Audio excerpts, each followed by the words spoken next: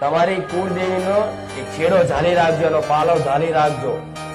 ગમે તેવા તુફાન આવે, ગમે તેવા દુઃખ પડી જાય, ગમે તેવી ખરાબ પરિસ્થિતિ થઈ જાય, પણ તમારી માતાનો પાલવ તમારે છોડવાનો ગમે તે થાય, ગમે તે થાય, પણ તમારી માતાને છોડવાની નહીં. આ મગજનો ભેદ કરજો.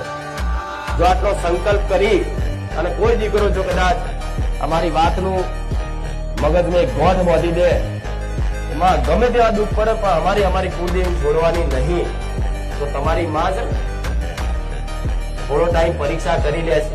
6 મહિના 12 મહિના બહુ 12 મહિને તો આખું કેલેન્ડર બદલાય.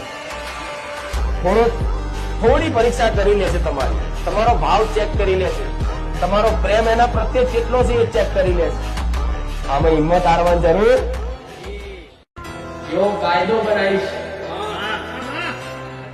મેળવી આ તલવાર